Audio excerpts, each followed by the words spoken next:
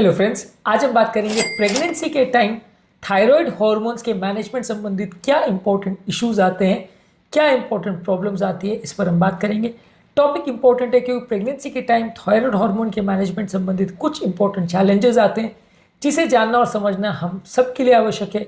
क्योंकि प्रेगनेंसी के time thyroid hormones संबंधित बहुत ज़्यादा वेरिएशंस होते हैं जो कि माँ और बच्चे दोनों की हेल्थ के लिए डेंजरस होते हैं। इसका मैनेज करना भी काफ़ी ट्रिकी होता है। तो शॉर्ट में इसको डिस्कस करेंगे कि ये कौन कौन से इंपॉर्टेंट इश्यूज होते हैं और इनके बारे में जानना और समझना ज़रूरी क्यों है। टॉपिक पर जाने से पहले जो लोग हमारे चैनल पर नए हैं उन्हें रिक्वेस्ट करूँगा कि चैनल को सब्सक्राइब करें, वीडियोस को लाइक करें, शेयर करें, फॉलो करें, कमेंट करें, पूरा देखें। टॉपिक बहुत ही इंपॉर्टेंट है इसलिए इसे अंत तक देखिएगा। चलिए शुरू करते हैं इंपॉर्टेंट वीडियो।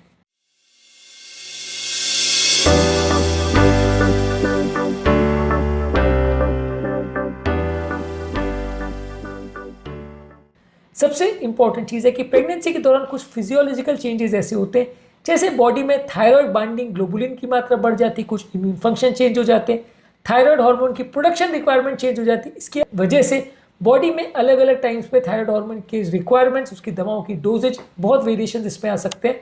प्रेगनेंसी में माँ और बच्चे दोनों की आयोडीन रिक्वायरमेंट चेंज होती है। प्रेगनेंसी में माँ और बच्चे दोनों की आयोडीन हार्मोन की रिक्वायरमेंट चेंज होती है।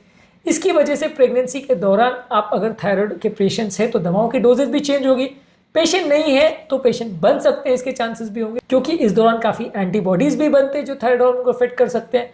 और इस दौरान कई अदर इश्यूज भी होते हैं जो आपकी ओवरऑल हेल्थ को अफेक्ट कर सकते हैं। तो इसलिए इस बारे में जानना और समझना जरूरी है। प्रेगनेंसी में सिस्टम काफ़ी चेंज हो जाता है, नॉर्मल सिस्टम जैसा वर्क नहीं करता है।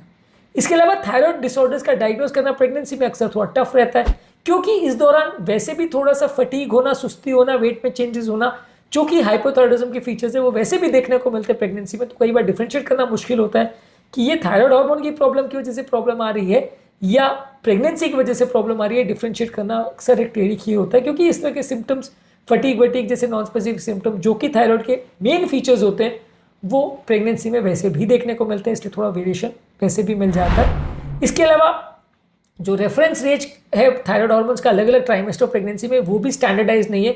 अलग अलग ट्राइमेस्टर में बॉडी की रिक्वायरमेंट अलग अलग होती है और हाइपोथायराइडिज्म या हाइपरथायराइडिज्म लेबल करने के कट ऑफ वैल्यूज भी काफ़ी अलग अलग होते हैं। इसकी वजह से कई बार थायराइड डिसऑर्डर्स को मैनेज करना, मेंटेन करना, डोजेज डिसाइड करना अक्सर बड़ा मुश्किल होता है। हर ट्राइमेस्टर में प्रेगनेंसी में थायराइड हार्मोन्स की जो वेरिएशंस है वो कई ज़्यादा देखने को मिल सकती है। कई पेशेंट्स में थायराइड हार्मोन में आपको सिग्निफिकेंट वेरिएशन देखने को मिल सकते हैं।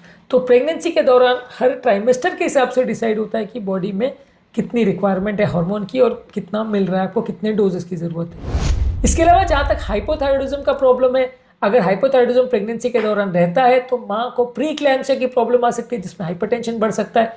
बच्चा प्री बर्थ हो सकता है या प्री टर्म डिलीवरी हो सकती है बच्चे की, और बच्चे का ग्रोथ और खासकर ब्रेन का डेवलपमेंट कॉम्प्रोमाइज़ हो सकता है जिसकी वजह से अगर प्रॉपर्ली आपने ट्रीट नहीं किया तो माँ और बच्चे दोनों की हेल्थ कॉम्प्रोमाइज़ हो सकती है और कई बार परमानेंट डैमेज हो सकता है जो बाद में रिकवर ना हो सके, ऐसा हो सकता है। इसलिए इसको डायग्नोस करना और ट्रीट करना जरूरी है।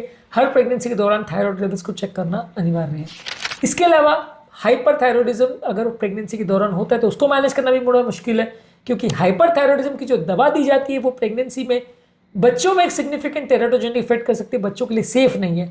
हाइपोथायराइडिज्म में जो थायराइड हार्मोन दिए जाते हैं वो सेफ है, लेकिन हाइपरथायराइडिज्म में थायराइड हार्मोन को कम करने के लिए जो दवा दी जाती है वो सेफ नहीं है, बच्चों में प्रॉब्लम्स डेवलप कर सकते हैं। इसलिए फर्स्ट ट्राइमेस्टर में यदि आपको मैनेज करना हो तो बड़ा मुश्किल हो जाता है कि दवाइयों का डोज कैसे दिया जाए, और यदि दवा का डोज दिया तो बच्चे को अगर प्रॉब्लम हो गई तो मैनेज करना बड़ा मुश्किल होगा। तो ये दोनों ही केसेस प्रेगनेंसी के दौरान एक इंपॉर्टेंट इशू बन जाते हैं।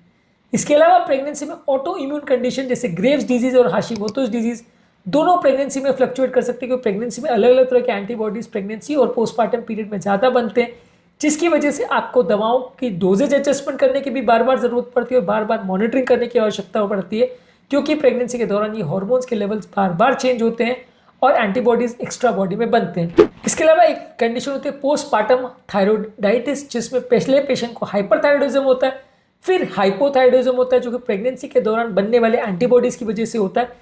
ये एक इंपॉर्टेंट इशू हो जाता है जो माँ और बच्चे दोनों की हेल्थ को अफेक्ट कर सकता है। ये एक इंपॉर्टेंट बीमारी है जो प्रेगनेंसी के दौरान थायराइड हार्मोन को अफेक्ट करती हुई देखी जा सकती है, इसलिए इसको जानना और समझना और मैनेज करना जरूरी है। इसके अलावा प्रेगनेंसी के दौरान आयोडीन जो मिनरल है उसकी भी ज़्यादा रिक्वायरमेंट होती है। कई बार प्रेगनेंसी के दौरान आयोडीन एक्सेस हो सकता है, कई बार आयोडीन डेफिशिएंसी हो सकती है, इसलिए अप्रोप्रिएट केयर आयोडीन कितनी मात्रा में बॉडी में जा रहा है इसका रखना आवश्यक है, नहीं तो आपको प्रॉब्लम ज़्यादा हो सकती है। ओवरऑल ये माँ और बच्चे दोनों की हेल्थ को अफेक्ट कर सकता है। माँ और बच्चे के लिए ओवरऑल डेंजरस हो सकता है यदि थायराइड हार्मोन की प्रॉब्लम्स है, इसलिए अप्रोप्रिएटली इसको मैनेज और मेंटेन करना अति आवश्यक है, नहीं तो लॉन्ग टर्म प्रॉब्लम्स दोनों को आ सकती है। इस मामले में पेरेंट्स को और बच्चे को सबको प्रॉपर कम्युनिकेशन होना, रिलेटिव्स को प्रॉपर कम्युनिकेशन होना ज़रूरी है, क्योंकि इस तरह की बीमारी के बारे में प्रॉपर एजुकेशन अगर नहीं मिल रही है माँ को और उसकी फैमिली मेम्बर्स को, तो लोगों को लॉन्ग टर्म प्रॉब्लम ज़्यादा आ सकती है। एक छोटी सी बीमारी जिसको ईजिली मैनेज किया जा सकता है, सिर्फ थायराइड हार्मोन्स लेने की या मैनेज करने की आवश्यकता है। अगर प्रॉपर ध्यान नहीं रखा गया तो ये परमानेंट प्रॉब्लम बन जाती है, जिसके लिए बाद में सिर्फ पछताना पड़ता है। तो आज के टॉपिक में हमने बात करी प्रेगनेंसी के दौरान थायराइड हार्मोन संबंधित क्या इंपॉर्टेंट इश्यूज आते हैं, इसके अलावा थायराइड हार्मोन से संबंधित और क्या क्या इश्यूज हो सकते हैं, थायराइड हार्मोन के लिए क्या खाने चाहिए क्या नहीं खाना चाहिए, आयोडाइज सॉल्ट का क्या इसमें रोल है, ये सारी चीज़ों पर मैं अलग अलग वीडियोज़ कर रहे हैं। इन सभी वीडियोज़ को ज़रूर चेकआउट करें, आपको काफ़ी कुछ नया जानने को मिलेगा। टॉपिक एंड करने से पहले जो लोग हमारे चैनल पर नए हैं उन्हें रिक्वेस्ट करूँगा कि चैनल को सब्सक्राइब करें, वीडियोज़ को लाइक करें, शेयर करें, फॉलो करें, कमेंट करें पूरा दिन।